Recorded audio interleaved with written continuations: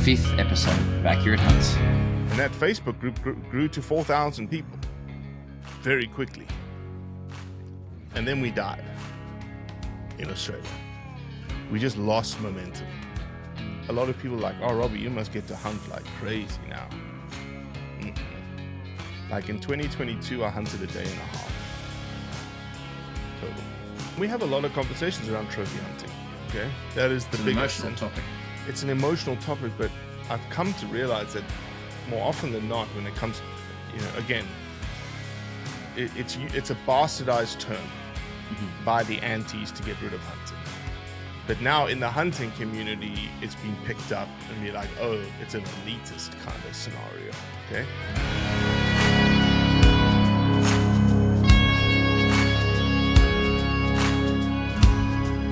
Welcome back to another episode of Accurate Hunts, A Life Outdoors.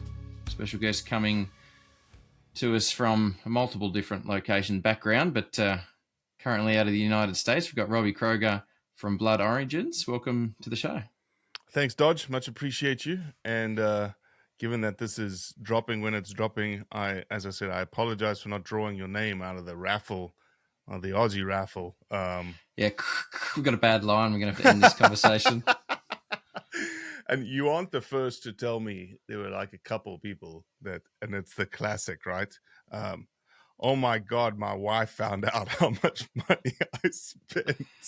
And what did I say to you, though? It wasn't You said spend. exactly. You said it was supporting Blood Origins' mission in Australia, which is exactly the point. I think I said the raffle to my wife I was investing in my children's future in hunting. 100%. And that's what. Look, all kidding aside, that is what we're about. And I think that the reason why Blood Origins Australia is primed now is that there is a narrative to be said, and I think that there's some great hunting organizations in Australia, and there's great hunting organizations in America, and great hunting organizations in Europe. Yet they all seem to be looking at us going, what are you doing that's different? Because you're doing something different.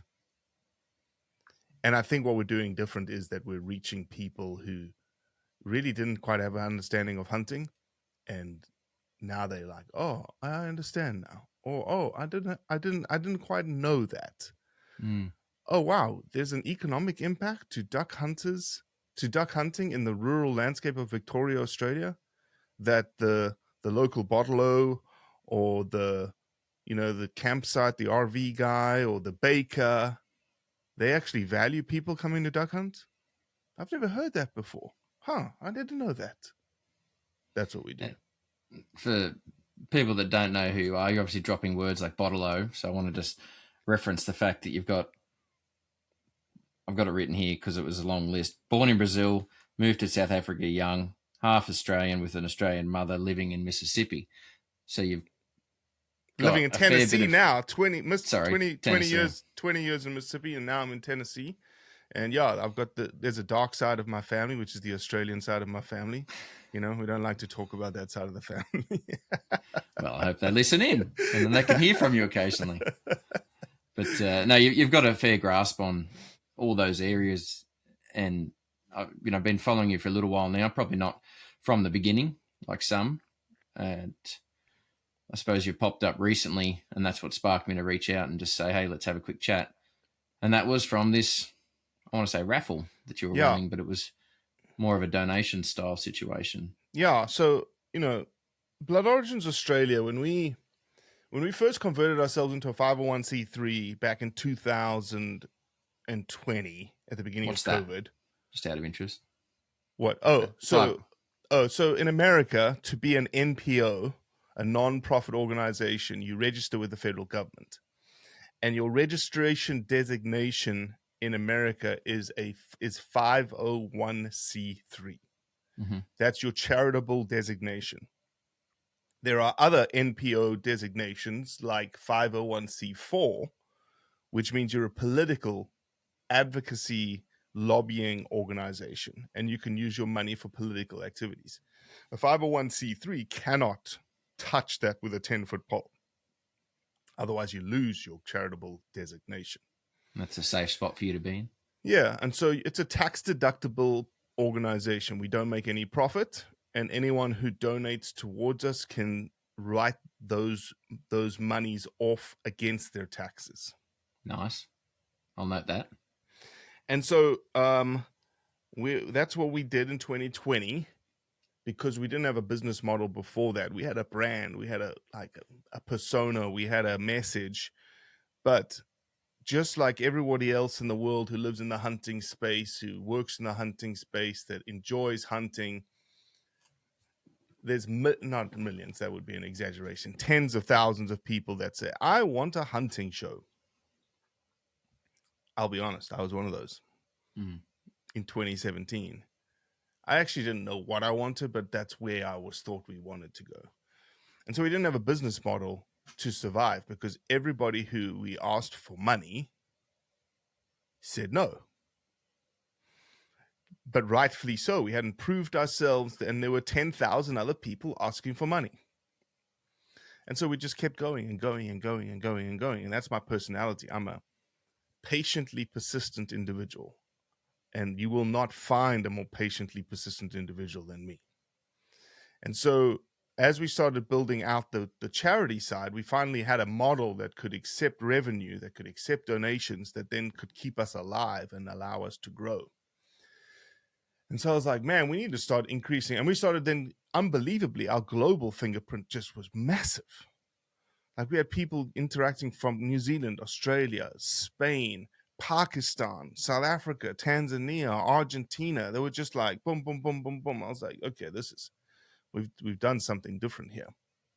All right, so now we need to, in my brain, I was like, all right, we need to sort of establish, and I didn't want to be the same. I didn't want to have chapters or anything. So let's build like affiliates in these different countries to like represent us. And so how do you do that? Well, one of the ways that we did it to initially was we did a private Facebook group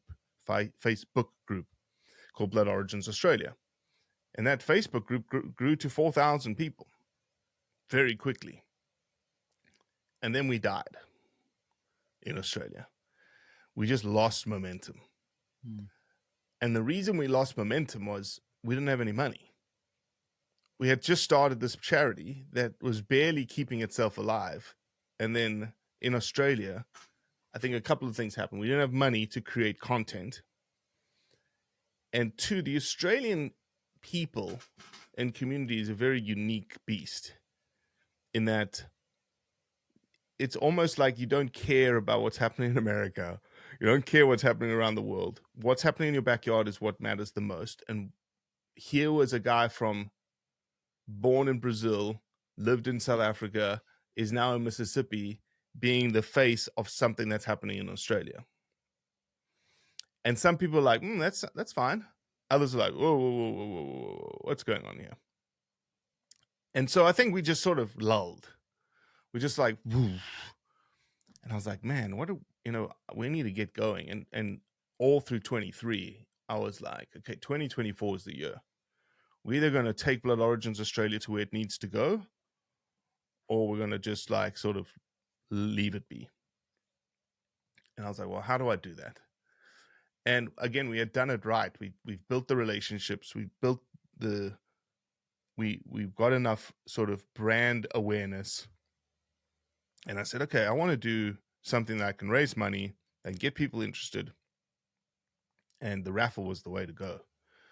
And I was like, well, I don't want to just do a simple raffle, because I want it in and out. I want people to like be like, yes, I'm in, knock it out, close it, be done. And I want people to have a really, really good chance of winning. And so we did that raffle, 3 amazing hunts in Australia, 300 tickets. Your chances are super high. And in my brain, in my thought process, it's now an anchor for what we do in Australia. So hearing here on the Accurate Hunts podcast for the first time, telling everyone what I'm going to do next year for the raffle. And this will make, I know you were depressed when I first told you, but now you may be a little happier. We'll wait and see. Yeah, go. I want to do a preference point system for next year's raffle. So everyone who bought tickets this year in terms of like how many tickets you bought, you will get a extra ticket if you come in next year for all the tickets that you bought this year. So what does that do, Dodge? It incentivizes everyone who put in money who didn't win to do it again. But also, maybe half of them won't. And if half of them don't, that means the people who did and that come back, their chances go through the roof. I'm not going to do it forever. I may do it on a 2-year or 3-year cycle with preference points and then wipe the slate clean and then start again. But it's a way to, as you asked, how's the raffle going?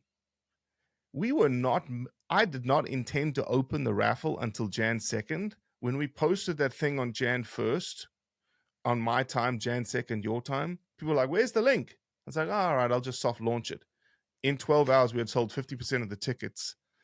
In less than 48 hours, it was done. That's no soft launch. It was like, poof. And I think, people were ready for it. And it was perfect timing. It got around quick enough. And I think we're going to just keep doing it every single year. And did you see an increase in your closed page from it? As far as people following? No. There wasn't really anybody who came into the page because it's tough. You have to invite people into the closed page. And that's something I need to think about is how do we do that? Do we open it up? It's closed because we have control. We have control of who comes in. We have control of who says something. We have control of what's posted. I don't think that's a bad thing. Our local hunting club here has 2 pages, one public one closed one. Some things go across both, but there's reasons for what stays closed. Yeah. So we've got, as I said, now the money's going to be used to. Well, that's the next question. Create great content. We're going to do what we do best in Australia. You creating Australian content? Australian content. Yep. We've actually got a film coming out at the end of January that we've partnered on already. We've got some ideas in New South Wales, in the rural places of New South Wales, to talk to the people, about what their perceptions are around hunting. Again, what we do. We've got the same ideas in rural Victoria for duck hunting. We're going to invest in some writing so that we can write some opinion pieces to get pushed into the press sphere in and around Australia. We're going to invest in some SEO around those articles so that when people Google, duck hunting Victoria, we want our content to be like the things that hit the top of the internet search list. Mm-hmm. We're also going to invest very heavily in the food element of venison in Australia in 2024. And we're going to invest. Now we're going to invest in content from the backyard barbecue, where someone's doing backyard barbecue style venison, inviting friends over, connecting. And all of these gatherings are going to be a hunter inviting non-hunting friends to come and enjoy venison for the first time. To ultra high-end chef and a restaurant. So we're going to have a whole setup where it's going to be, the fancy plating, whatnots, high-end individuals hopefully come in, non-hunters, and get their content around, what they feel about what they ate and their perceptions around hunting. And then obviously get all that content and push it out. And to push it out into the right hands in the Australian market requires money. And now we have it. I don't think most of the people that invested and bought tickets thought about any of that. They're probably just starstruck and like, oh, I wouldn't want a bentang hunt. And that's the point. That's the point. Yeah. Yeah, well, we had a double-edged, advantage for them, though. They get the chance to win a prize, and then we get a chance to, like I said, invest in our future. Yeah, and I think it's imperative on me and what we're going to do in Blood Origins Australia to show where the money went. To say, hey, and constantly all through the year, remember you did this? This is what came from it. Remember you did this? This is what came from it. Bit of cause and effect. This is the result. We have, them anyway, but a lot of large organisations in Australia that sit on a lot of money. Like, what for? It's our memberships. Mm-hmm. Mm-hmm. Why is it just sitting in their account accruing interest? Mm-hmm. Mm-hmm. So it's nice to see someone putting their foot forward and actually doing something. Yeah, I'm excited, dude. I'm really, really excited. And as I said, I probably plan to overspend. Like I'm gonna go way over what we did bring in. Because I want to make a difference. Like I really, really want to make an impact this year so that when we go into 2025, people are like, oh yeah, 12 hours, boom, the raffle's done. It's out of there. And then maybe we have a second raffle halfway through the year. Same situation kind of scenario. No, that's exciting. Disappointed I didn't win.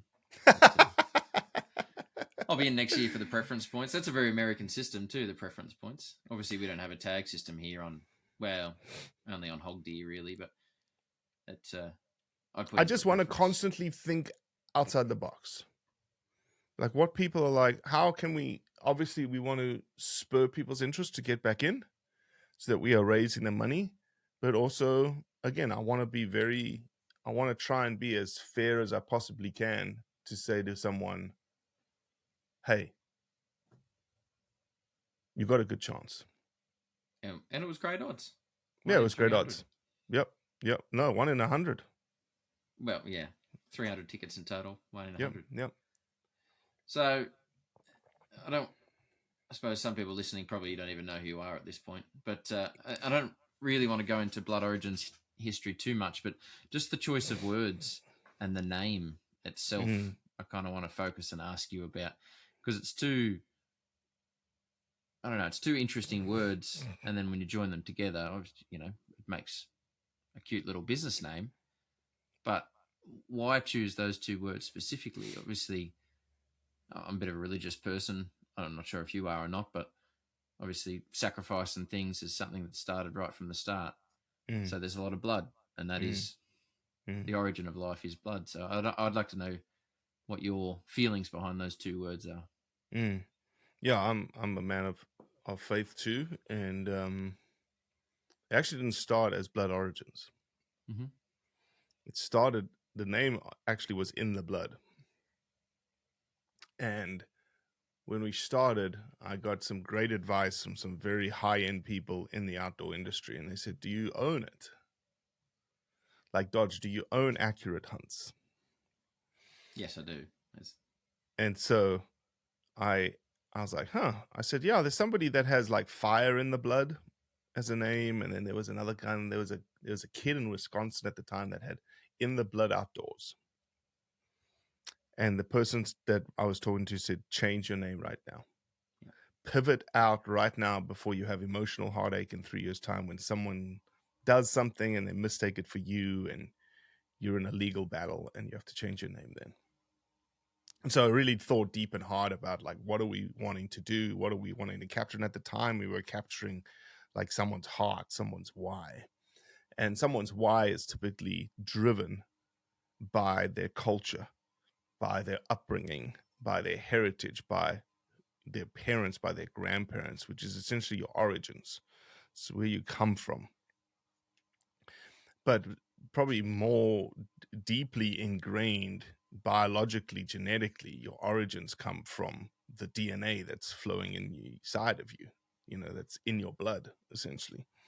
And so everybody has blood. Everyone has this thing that is makes up your body, that is again made up of the heritage, the lineage of people that have come behind you.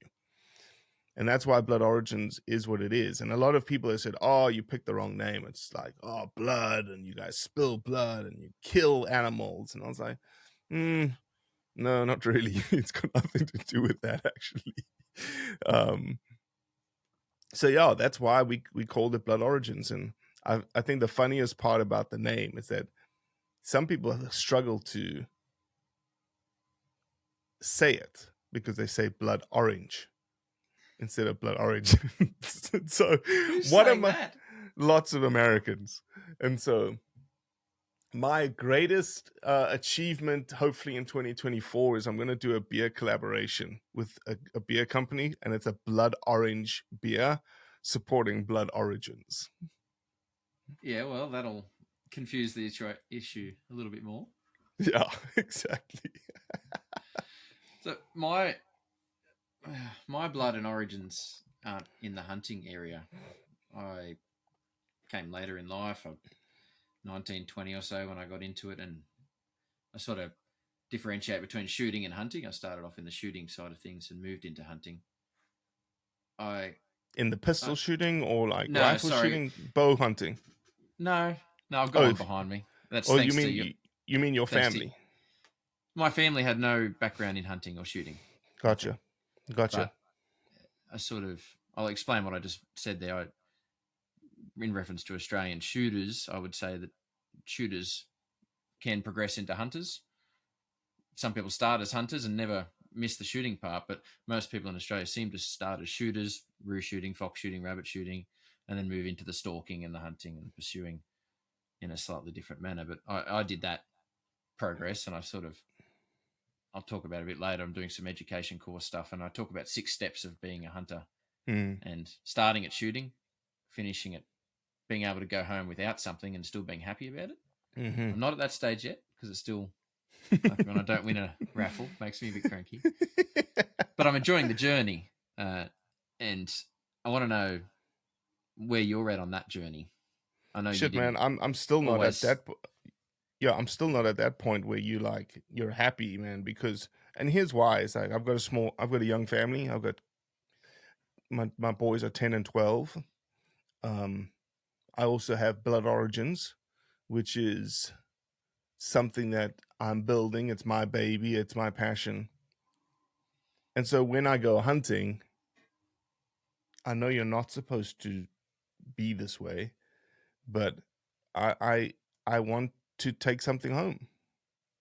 That's where I'm at. You know, I hunt because the reason I'm hunting is because I want to. This may be controversial, so hold on to your seats, but because I intend to kill something and I intend to bring something home. Otherwise, I'd go hiking. Yeah. Or play golf. Yeah. And so when that doesn't happen and I'm unsuccessful, I'm upset. And I'm upset because I'm not upset at like not being able to do that thing that I wanted to do. It's more like, excuse my language. I just wasted, in my brain at the time, I just wasted 5 days when I could have been 5 days with my family, or I could have been investing in Blood Origins for 5 days. I'm still not in the mindset, and I know I need to get better at it, of like, hey, Robbie, that was good for you. Yeah. You need the balance. In hindsight, are you realizing that was an investment in your family because of an investment in you and some quiet time, or an investment in Blood Origins because you're out there? I know you're out of phone reach and that'd drive you nuts having notifications build up, but you're investing. I honestly wish it was. That's the other thing. Most often I'm not out of phone reach. And so I'm not turn them off. Yeah, that is true. That is true. And I don't do it. And I think I need to. Like this year, again, those are one of the things that I think through, like, okay, what are you going to do differently this year, Robbie? And one of the things is a lot of people are like, oh, Robbie, you must get to hunt like crazy now. Like in 2022, I hunted a day and a half total. 23, I did better. But 24, I need to, what I need to do in 2024 is I literally need to go on a hunt for 3 days or whatever it is, or 5 days, and literally do not turn my phone on for 5 days. Completely disconnect from the world that I'm in. I actually need to do it more weekly. Like on a Sunday, I need to just be like, this is a no phone Sunday, because it's a 24/7 job that I have right now. Like, you're not, we're on the same day right now because I woke up really early, but typically I wake up and Australia's asleep already, but Australia's been awake the entire time I've been asleep, and my phone is just full of Australian and New Zealand messages. And then South Africa and the African continent's up for 6 hours whilst I'm asleep, and I wake up to that. So it's constant. The world never sleeps. No, it doesn't, man. It doesn't. And I'm not complaining. Don't get me wrong. I love it. I absolutely love the network we have. But I've got to look after, I've got to figure out, I can't burn myself out. And I've just got to figure out the balance. I feel like you and I are probably on the same sort of level there with, and I'll ask your wife's opinion on what she tells you, but mine's definitely the same. As if I come home empty-handed, meaning no meat or no antlers or whatever I was chasing, then she sees that as unsuccessful as well. Yeah, what the hell And were you then, doing? Like, why'd you just leave me for 5 days?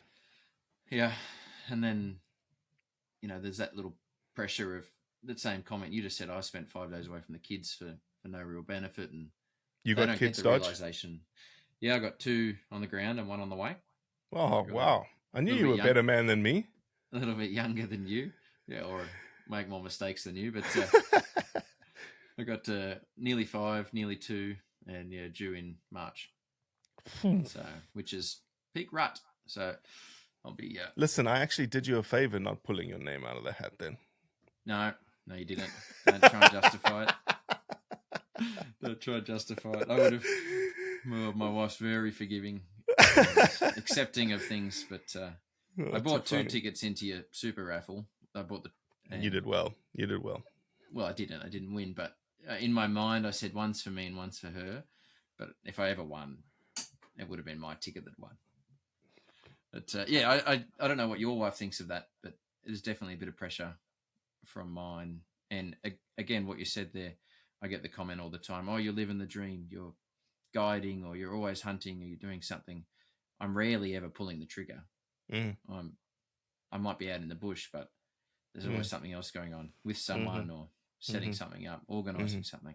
I love it, and that's why I do it. But people don't see the hours behind. Like you said, it's 10 o'clock here or 10:30 at night, and I've got a couple of hours with you, and then a couple of hours after that getting ready for this trip. So yeah, my wife doesn't vocalize anything, and I don't think she minds, because I think she's gotten to the point where I think she knows that, and I haven't gotten there yet, that I need it. Like, she'll even say, why didn't you go hunting this last week? You've been home the entire time. Why didn't you go hunting? And it's also, when you get your wife to this point, this will be a good thing. My wife sometimes is like, don't you have a trip coming up? Don't you need just get out the house? She's tired of me being around. So that's a good position to be. Well, I look forward to getting that. I'm at the stage where, well, one, I hope she's not listening to this, but I would put forward 3 or 4 trips, knowing that 2 of them I didn't really want to do, so that she can can 2 of them, and then if one of them gets through, that's the one I really wanted to get over the line. Yeah. Strategic planning. So no, she's good with it. She's good with it, man. She's just and to your point about you live the high life. I'm always, as I said, I'm always constantly thinking about content, always. And that's because that's my job, and that's also I don't really, not that I don't enjoy it, I love it. It's just I'm just constantly oh, if you're going to do that, oh, we need to do this, we need to do this, we need to do this, we need to do this. Yeah, and that's, I suppose, the 2 words, constant content, they're nearly spelt the same. It's just always happening. Is it just you behind the business, or have you got staff? Yeah, so I'm the only paid employee of Blood Origins, and that only started last January, so we've only been on for a year. Before that, I was doing a full-time consulting job and Blood Origins at the same time. So essentially I did 2 full-time jobs for 4 years, and then built Blood Origins to the point where the board, because again, on the non-profit side in America, you have to have a board of directors that run the non-profit. It doesn't belong to anyone. And I was on the board until the board offered me the job of the executive director, and then I got kicked off the board. So it's, if we're not doing what we're doing, the board's going to be like, hey, we're going to get another executive director, and I'm out. That's the situation I'm in right now. Yeah. Who's the board though? We have 4 people on the board right now. The board voted to be a very small, nimble board. So we have 6 people on the board at one time. And so we're not like a cruiser or a tanker ship in terms of when we need to turn or be nimble or change things. The board is pretty much like, Robbie, you do what you do, say what you say. And if you get if you get in trouble, that's why we have lawyers. We'll back you. So, and how are they involved in the hunting community, or are they not? Or is that a benefit? Some of them. So Christy Plott, so the incoming chair of the board is Christy Plott. She was a non-hunter. She actually just killed her first deer a week ago. Congratulations. She is in the tannery business. She's in the biggest alligator tannery in America. Wow. So she understands sustainable use. She understands consumptive use, but she wasn't a hunter until very recently. Trevor Bacon is in the marine conservation space. He's a hunter. Pat O'Brien is in the roofing and guttering space. He's a big hunter. And then Denise Welker is she's the chair right now. She's a hunter out of Texas. And these are just people you met along the way. Yeah, these are people that have interacted with us, and they've all. Denise and her family were the first people to actually, when we were on the cusp of Blood Origins either making it or dying, which was the year before the nonprofit, I sold a film to a foundation about them. That was the only way I was going to survive. And in order to do that, I had to sell an auction item, which was telling someone's story. And the Welkers bought it. And I got to know the Welkers, and I was like, oh, this is just going to be me having to tell someone's story because they paid me for it. But it turned out that they were just an amazing, amazing people. And one night, drinking wine late into the evening, her husband, Brian, turned to me. He's like, man, I feel like I've known you for like years. I was like, man, same here. And that's how it started. And then Pat O'Brien slid into my DMs about getting to know an outfitter in South Africa that was doing amazing work for rural kids in a hostel and supplying meat to a hostel that couldn't get meat, would get a very small ration of meat from the government every month. And so the hunting fraternity was supplying meat to this orphanage, this hostel every month. I thought it was the most amazing story. And I wanted to raise money over COVID. It was like our second conservation project ever because nobody was hunting. So there was no food going to the orphanage. So I was like, well, how can we help? They're like, well, we need to cull animals and that costs money. I was like, I'll raise the money. And I raised very small amount. I raised like 40% of what I needed. And Pat O'Brien goes, I'll take care of the other 60%. And so we just got to know each other then. And then again, Trevor Bacon came in as a contact, as a relationship contact. And then Christy came way out the blue. Like somebody was hunting with her dad and just, hey, get to know Christy. She's a cool chick. And that was that. You said it then, and it was the turning point and what got you over it, but it was the creating a why for someone else. Mm-hmm. And I know you do a lot of videos, and a lot of them it's what's our why of 2023, or just what's our why. And you've spoken about it, and you see it come through in your videos of the way you interview, and it's this what we're doing now, face to face. It's you talking to me right now, but anyone watching this on YouTube, it's you talking to them, and it's you really showing us the why. And it's a real hole in the hunting market, and that's, you said at the start with people, everyone wants a TV show, but that's the what. It's not the why. And I think that's why you've hit it, and that's why it's really steamrolling now. I say it with my guys at work. I'm a fencer. When they come on board, I teach them what to do initially, but then eventually I'll teach them the why. I don't need them to know the why straight away because they ask too many questions. Just know what to do and when to do it, and then you learn the why. And I think you're really doing a really good job of pushing that, and especially in the Australian industry, we do a bit of an injustice in just showing photos of dead animals and things like that with not a lot of context. And I do that on purpose sometimes just to stir a little bit of conversation. And I shot a rhino when I was over in SA with the dart, and it was an amazing experience to be a part of, but I nearly did it on purpose to start a conversation. It cost me money, but that was an investment in just me stirring people. But I came over here and then I did a talk at a hunting club dinner, and it was the conservation conversation, and I started telling the story about the rhino, and there was a flyer made for that dinner, and there was people that declined their tickets because I was on the flyer with a rhino before they even knew the why. But that was the point.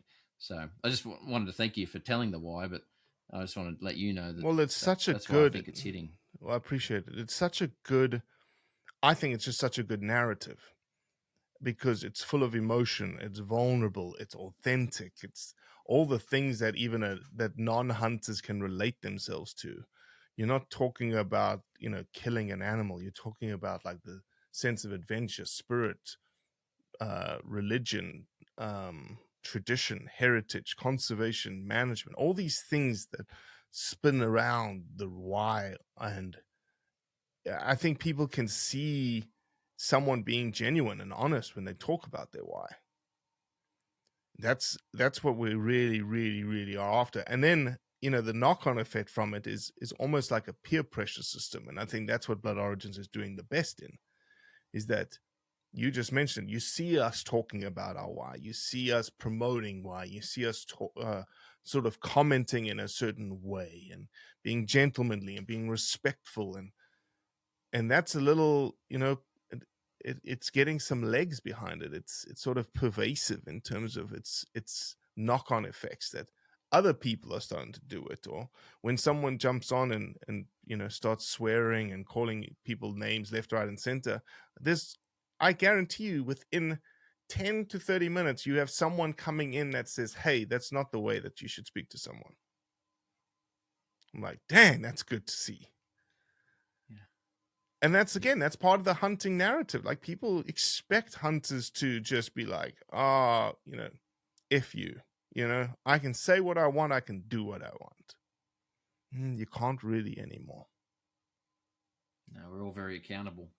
Yeah, especially in social media, man. It's just like, that's why we comment so much. We get tagged into, when I wake up in the morning to my phone, we're tagged into so many different posts all around the world.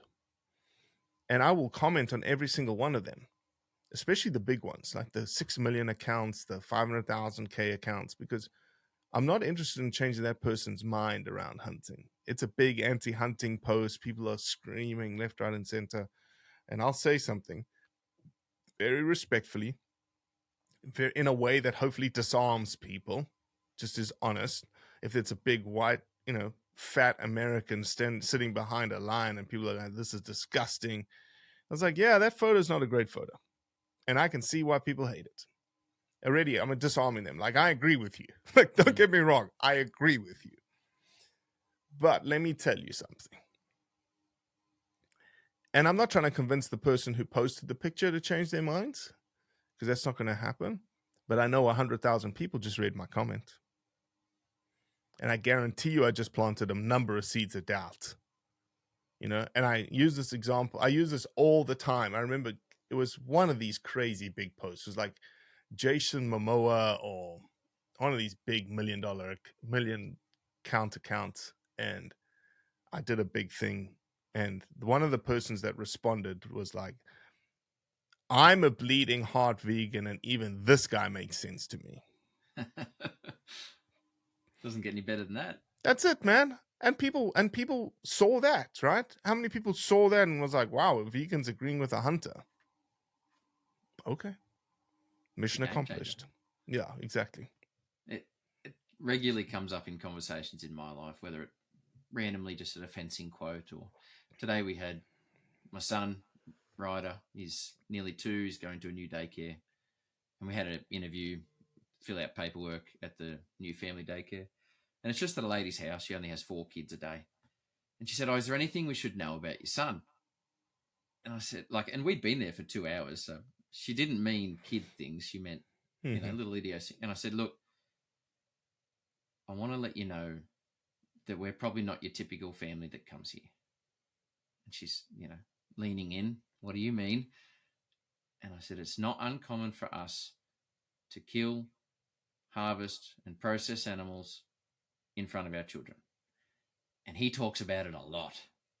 As a 2-year-old, most of his vocabulary is around things that we do. And she was not, she didn't worry about it. She was appreciative that we told her that, because she'd actually taught our daughter, and she said, she taught her last year, and she said that makes a lot of sense. She didn't know that. And my daughter would say things like, killed the goat or cut up the sheep, or there's always something dead on our kitchen table. And you should take her a bunch of venison, like a bunch of ground venison. That'd be amazing. I regularly awesome. feed people meat, and it's a great way to their hearts, is through their mouth. But it was just, that there, you're talking to anti-hunters. I'm a big advocate for people being articulate in what we do. Be calm about it, but know your why. Know your personal why. I know mine, and I agree with you. You said it earlier. I like killing stuff. You don't. Well, here's semantics. Here's semantics. It's very, very important, because I have this conversation regularly with people. Because when you just said that, if somebody is not in the hunting fraternity and hears you, they're like, "Oh, you see, he's a psychopath. He really, really enjoys the death of that animal." No, you actually in the moment. And that moment is hundredths of a second, 10,000th of a second. In that moment, you have remorse. There's a little bit of sadness around that whole exercise. What you're happy about is the accomplishment of what you set out to do. So you went out to hunt, to fulfill this hunt, to take the animal, and to fulfill the process of it. If you truly liked killing, hear me for what I just said. If you truly liked and loved killing, then Dodge, you'll be volunteering your services at the local abattoir, and you can get your rocks off all day long killing animals. Yeah, which is a different killing. I agree. I've had this a lot with hunters. They're like, "Well, you have to love killing." It's like, you love hunting. You love hunting that has a component in it which is the kill. It also has components of failure and chase and pursuit in it, which you love as well. It also has components of adventure that you love as well. It also has components of organic meat that you feed your family, stock your freezer, and give it to your friends as well. You don't love killing. That's why you don't say, "I'm going killing today." No, you're going hunting. I agree. I'll have to change what I say. I usually follow it up with a conversation, but no, I definitely need to record what you just said and then put it in my pocket. Yeah, it's just, again, we have these conversations a lot, and I'll tell you what, a lot of hunters get upset at that point. They're like, no, I like killing. And I've had some big accounts say, "I like killing." And I was like, "I don't think you do." He's like, "Oh, I do." I was like, okay, let's take a step back, and if a non-hunter just watched this interaction, what did they just take away? Yeah. Oh, well, there you go. I do these conversations on purpose. It's me learning as well. So I appreciate your outlook on that. And that's something you've always championed, is changing the narrative, and whether that be the narrative of what people see of hunters, but also what hunters say. Yeah, and I think people will say, and this is the other pushback we get a lot of, right? Is like, "Oh, we're vilifying hunting. Like, we're not telling the truth of what it is. You're sort of softening it for what it is." And I'm like, yes and no, maybe. Yes, in that I recognize that there are people that watch us, interact with us in this new social media environment that don't have an understanding of hunting. And can we speak to them like you would speak to a hunter, your buddy, down the street? No. You can't.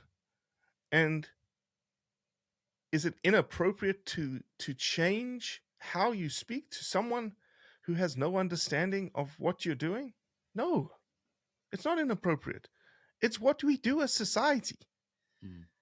to make them understand. And you change your language to make people understand, and that's okay. It's not, again, you can get into the whole conversation of like harvest versus kill. Oh, you're just saying harvest to placate someone. Maybe I am, because they just don't understand when I say we go out and enjoy killing things. They don't quite understand what I just said. No, we go out and enjoy hunting, and then we, like to harvest the meat. It's not wrong. We kill an animal and then we harvest the meat. Both those terms are technically right. They still apply. They still apply. So I don't think what we do is being, snowflake-ish, is being, coddling the non-hunter. But then again, our whole mission is to talk to non-hunters. And so I'm going to do everything that I can, and I'm going to use every piece of rhetoric and narrative that I can to have those conversations. It's still wrapped in truth, though. It's just a matter of how you get it across. I'd liken it to the way that you would talk to your colleague versus talking to your boss. The same conversation with two different... Because you can whinge to your colleague, but if you whinge to your boss, it'd be perceived very differently. So you use different words and things to get it across. Totally agree. Do you think the majority of your backlash is from the hunting community? Or do you get much backlash? We do not get much backlash. It's surprisingly so. A lot of people would think, man, geez, Robbie's DMs must be just full of frickin' people like, oh, you bloody murderer. We hardly ever get it. The Blood Origins Australia Facebook group is closed. Do you have that set up in the other countries? So they are closed communities? Yep. We have one in Finland, Spain, Namibia, South Africa. No, because our Instagram is completely open. Our major Facebook page is completely open. Our major Facebook page is 165,000 people in it. No, we rarely get... The only time we get the anti-hunters climbing into us on Facebook is when if there's a big controversial African post about, an elephant or a lion or something like that. But I think you're right. Anytime we get any pushback on like what we say and how we say it, it typically comes out of the hunting community.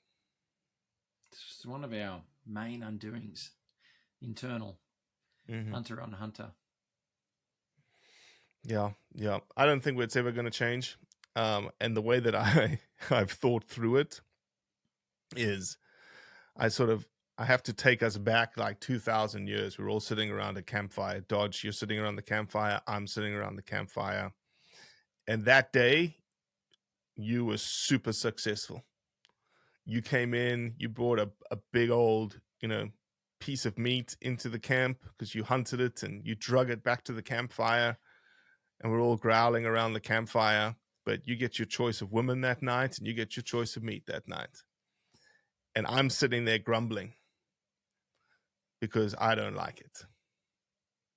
Right? I'm upset and I'm, going to say things that makes you know that I don't like you or I don't like the way that you did it. The difference being is that in that society, the next day I went out and tried even harder to accomplish what I needed to do to get the accolades. When in today's society, it's just bitching and moaning on the internet and nobody doing anything about it. Just throw some quick little comments in there on Facebook. Yeah, so I say that to say I think that inherently there's just competition. There's just this like primal competition in the hunting fraternity that I think is born from generations of sort of tribal hunters trying to outdo each other. I know you mentioned it before as a man of faith, and you just... Something you said then is a conversation I regularly have with myself. I don't even know if I've said this out loud, but how excited do you think the first guys were that cooked meat? And what was the process? Was it lightning struck bison got killed in the fire and they're walking over it and they're like, oh, actually, I will try that medium rare bit of bison that's burnt in this fire versus the raw stuff we've been eating for however many years. I think that's well, we're never going to know an answer, but well, I think you get pretty close. I've had lots of people's conversations on my podcast of like vegans becoming meat eaters. That's as close as you're going to get to it. Yeah, in that they've been like 6 months without meat. I had this one guy who went to Australia and he became a Jehovah's Witness, and he was living in that big Jehovah's Witness colony outside of Sydney, up on the North Shore. I think there's one. We weren't allowed to eat meat, nothing, right? And he got so wasted, like not wasted, like physically, wasted away. He said, I had brain fog and whatnot. He snuck out and he bought a roasted chook. And he sat on the side of the road and he ate that roasted chook. And he said his body just like vibrated with energy. Like it was just like this out of body experience that his mind and brain and his whole was just like, oh man, this is so good. I think that's as close as you can get to it. Yeah, well, I mean, Woolies roast chooks, they do that. Those Woolies roast chooks are good. Yeah, $10 in a bag or whatever it is. They do a roast pork, which is a little bit more expensive, but I don't know how they get it so perfect every time. It's Woolies, baby. Woolies, yeah, they nail it. On the education side of things, is there any future in Blood Origins reaching out into that market? I mean, obviously, everything you do is educating that side of things, but is there some way for hunters to be educated and do better other than just watching your videos? I don't think we'll get into like the formal education space, like creating tutorials or doing courses like you're doing or what like Eamon's doing on the with broadside hunting. I think we'll leave it to guys like you guys to do that work, and if we can support them those kinds of things in the future, then maybe that's where we can come in.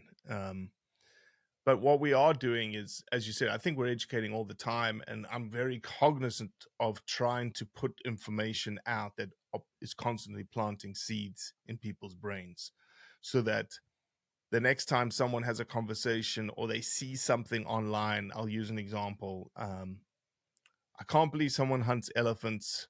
They're endangered. They've heard me say in the past, yes, you're right, elephants are endangered.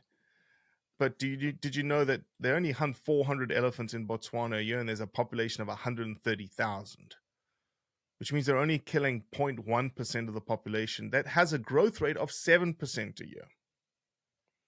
It's overpopulated, and hunting has no effect on the population.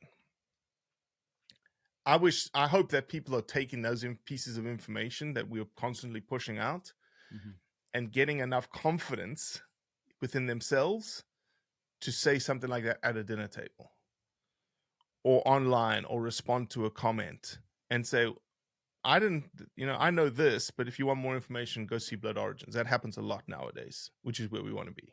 Your reference point. Yep. Yeah. I've sent some people your way. My personal with accurate hunts and things is mostly been around trophy hunting, and that's a niche market here in Australia. Some guys that do it really quietly, and then not many that do it super publicly. And it's because of that infighting between hunters. And just recently we sort of parted ways because they said they didn't like my morals around hunting and focusing on trophies. So I really was drawn to your videos where you were focusing on the benefits of that side of it and debunking myths, I suppose. And we have a lot of conversations around trophy hunting. Okay, that is the biggest emotional topic. It's an emotional topic, but I've come to realize that more often than not, when it comes to, again, it's a bastardized term by the antis to get rid of hunting. But now in the hunting community, it's been picked up and be like, oh, it's an elitist kind of scenario. Okay. So the way that I tackle it within the hunting community is this now. It's like, let's go back to the buddy that you've just parted ways with. I assume he was not a trophy hunter. Yeah. Okay. I'm going to make that assumption. So then I'm going to say, okay, if I was in front of that individual talking to him and he was like, I don't like your method. I think you guys are doing it the wrong way. I'm like, okay, you like to hunt, buddy X. He says, yes. Okay. Would you consider yourself a meat hunter or a trophy hunter? And he says, I'm a meat hunter only. Fair enough. Perfect. So that means every time you go hunt, the very first animal you see, you kill it, right? And that's it. You're done. More often than not, the answer is going to be no. And if the answer is no, well, why? Why didn't you kill that first animal that you saw? You said you're a meat hunter. That was meat. Oh, it was too small. Oh, it was too young. So you just put a value, a personal value, on an animal that you decided to either take or not take. Sounds like a trophy hunter to me. It's just a value. You're just putting a value on an animal. That value is determined by the person who's hunting.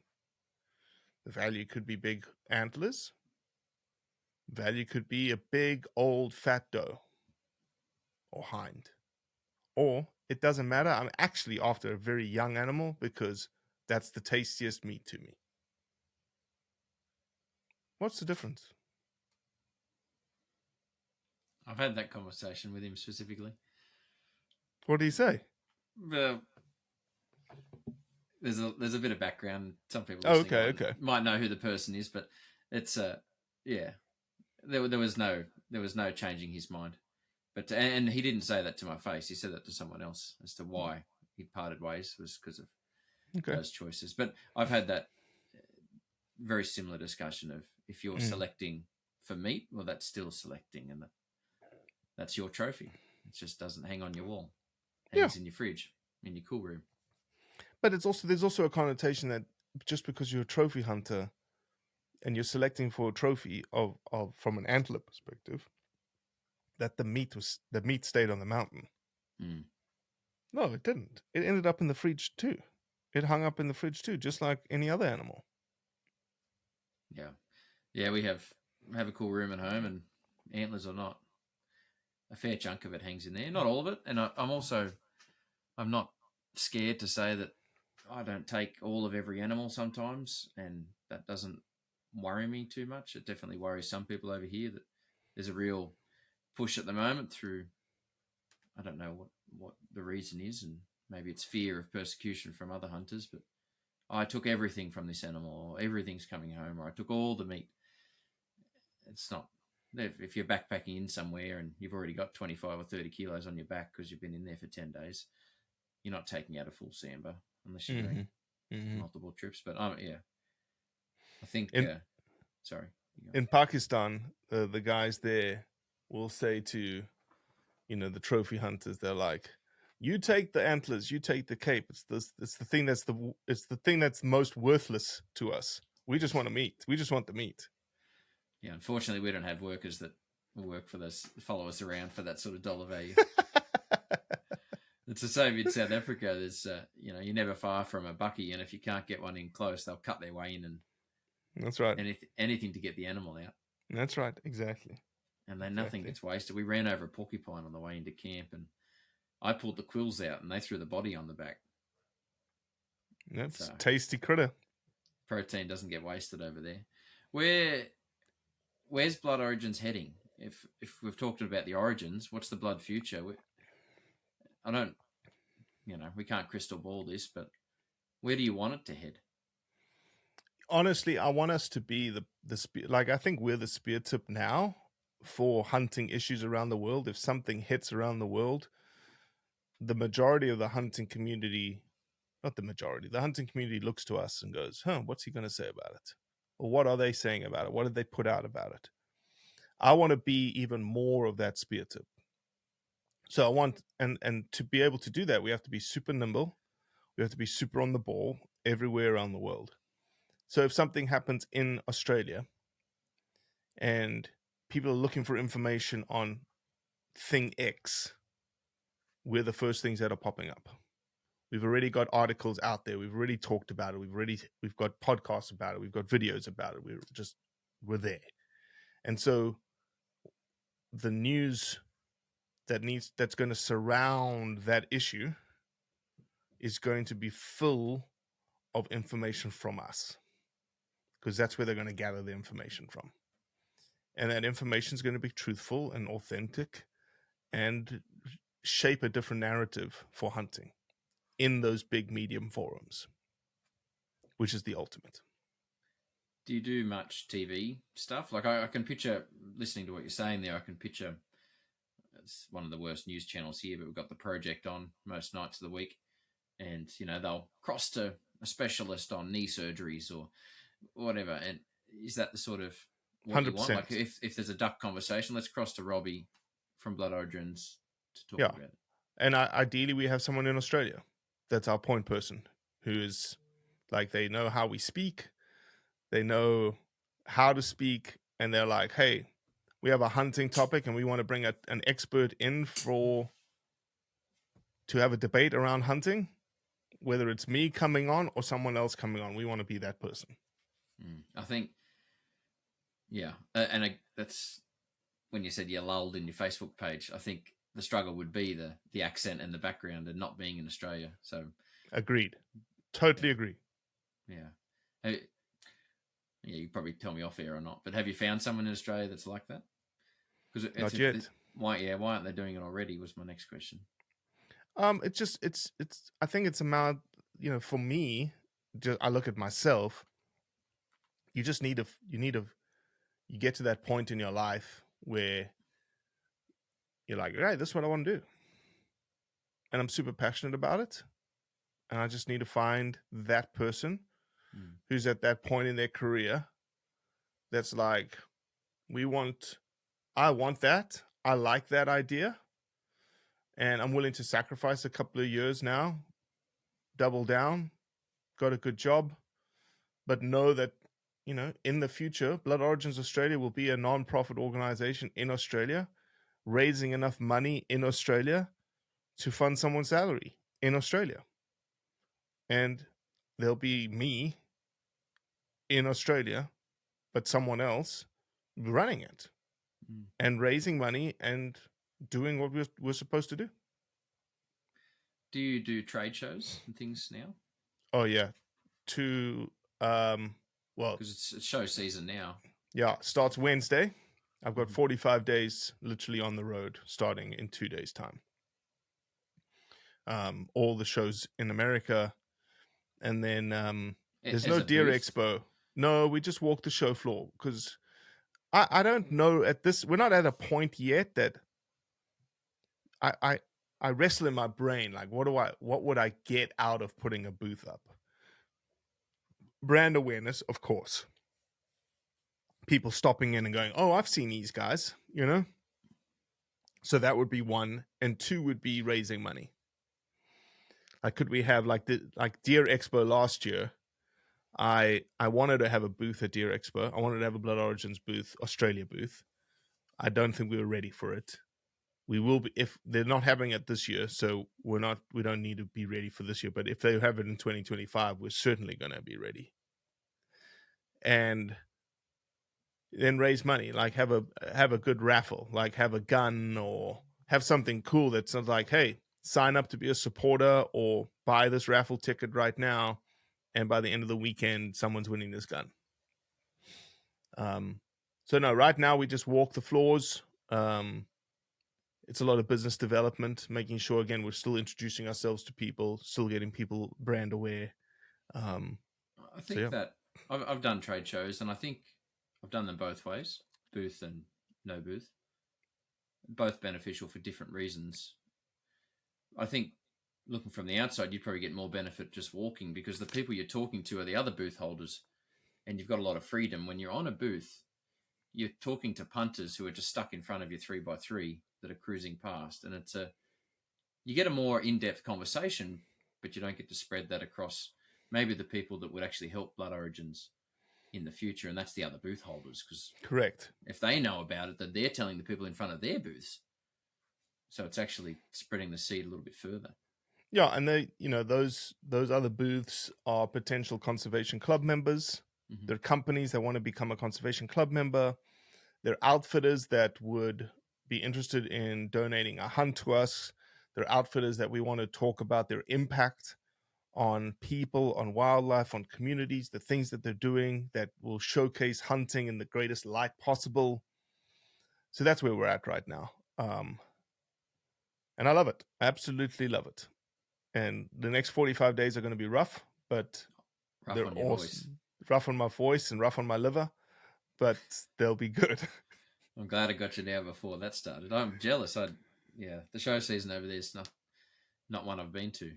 Usually, when I was guiding over there, I'd come home in December, late December, do Christmas over here, and then head back over in the fall. But yeah, Dallas Safari Club is the first one in 2 days, and the first event of the year is the Weatherby, which is a big black tie event on Wednesday night, and it's like you just cannot shake enough hands because everyone's super excited to see everyone. You haven't seen each other in a year. Yeah, it's pretty fun. Yeah, some big money flying around those rooms. Ooh, that Weatherby room. Jeez. Is it invite only? No, you can buy a ticket to the Weatherby because they're raising money for their own internal foundation. Mm-hmm. And they have a big auction. I know the auctioneer very well who does the Weatherby auction every year, and he says it's the hardest auction that he has to do every year because he has a time period between the end of dinner and the award of the Weatherby, which is like an hour and a half window, and he has to sell 25 things in an hour and a half. And everyone isn't really paying attention because everyone's still visiting, wanting to catch up and whatnot. It's the toughest, and it's also the richest crowd in the world that have done every single hunt under the sun. And so he's trying to sell a buffalo hunt to a crowd that has hunted buffalo 10 times over. Yes. Yeah. So selling ice to Eskimos. Yep. Can you explain what the Weatherby Award is? Just the Weatherby Award is an award for someone who has killed the most animals in the world. Yeah, every year. No, period. Well, yeah, each year they award it though, don't they? Each year they award it, but the guy who's winning it today is killing, I think it's right at like 380 to 400 different animals in the world. And it's probably costing him 6 to 8 mil to hit that number. Per it's annum. No, period. For the entire 380, 400. So the to get like 280 animals is pretty simple. Dare I say pretty simple. But to get from 280 to like over 350, the last 70 to 100 animals are very rare animals and very pricey. Yeah. So it's a fun room to hang around in. Yeah, it's a fun room, but it's your typical, old white guys that have been around for a long time, that have a lot of money, that have literally been, these Weatherby guys hunt 300 days a year, 310 days a year. It's a full-time job. Full-time job to win the Weatherby. Dedicated, like 5-6 years of hunting like that. It's a good room for you to be in. I mean, imagine if just one of those guys come on board and dropped a fraction of that into the fund. No, they do, dude. And this is like 3 years ago, I approached the Weatherby and I said, I've got an idea. I want to raise money. I don't want to auction anything off. I want to raise money for a video series called The Proof. And they're like, we don't know. Why don't you just do a little pamphlet? We'll put it on everyone's table. They can fill in their credit card information. And I was like, man, I don't think that's going to work, but okay, no problems. Well, within like 2 days, the Weatherby, they're like, oh, by the way, we're going to put your item as the last auction item. It's not even going to be printed. They'll just say it after the last auction item as just an FYI. I was like, okay, cool. So I'm in. So I got a video. I made a video, put it in. And again, I know the auctioneer very well, and he knows me. He knows Blood Origins. He worked it. And so he finished the last auction item, and then he stopped everyone and said, "Hey, I just want to let you know we've got a special auction item right now, and I want you to watch this video." And so we had this really crazy cool video that everyone was just like, "What is this?"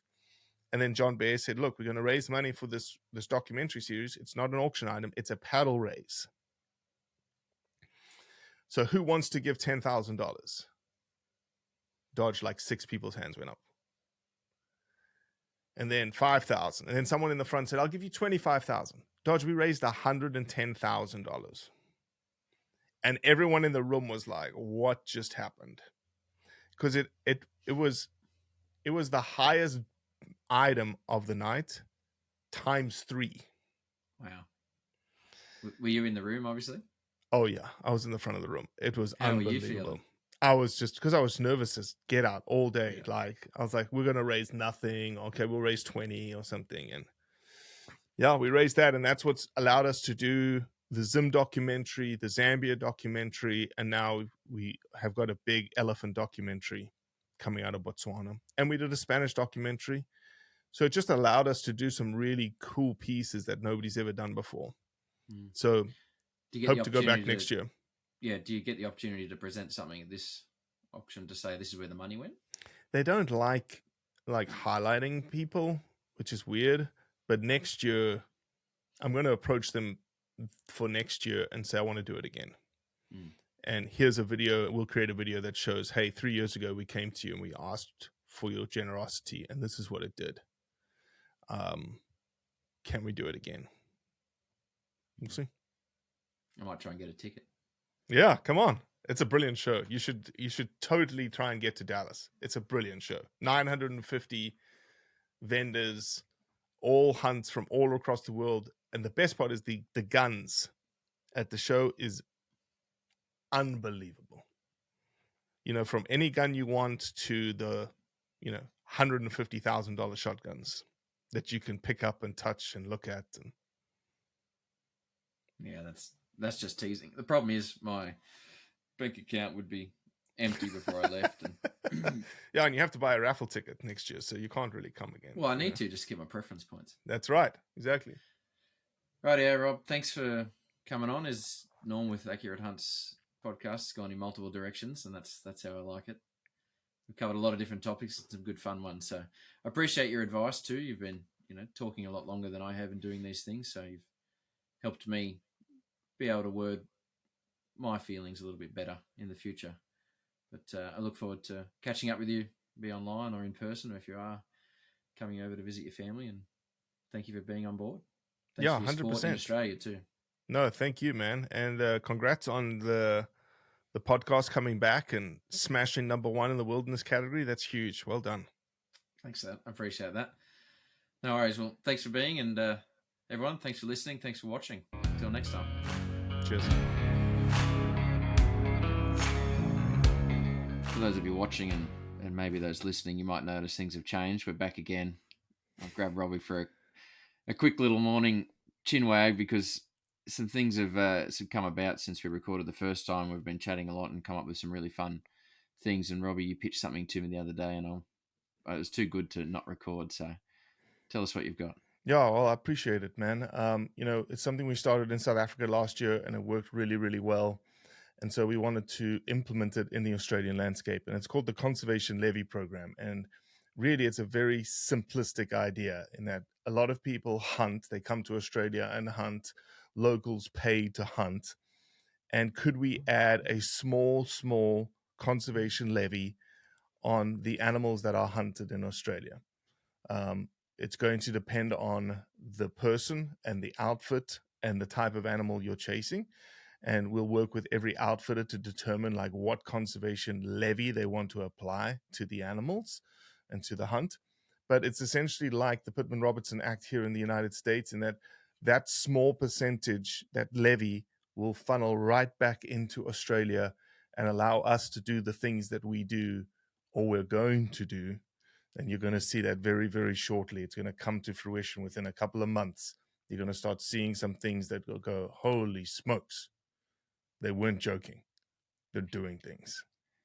I'm excited for that because I kind of have an inkling of what some of those things might be. But just from an accurate hunts point of view, I had some clients the other week, and in between our first recording and now, I mentioned this to them, and they said, "What a great idea! Is some of our money going towards it?" And I said, "Yes, accurate hunts is in." Amazing. We're in. Amazing. And that's the So- thing. It's just seed money, right? That's the way that we're looking at it. It's just small little seeds. And if we can get a number of outfitters around Australia to say, yes, we're in with small seeds, at the end of the day, it really doesn't cost the outfitter anything. It's a levy on the client. Some clients are going to be obstinate and go, oh, I don't want to do that. But up until now, and you just experienced it, we have yet to find someone that says no.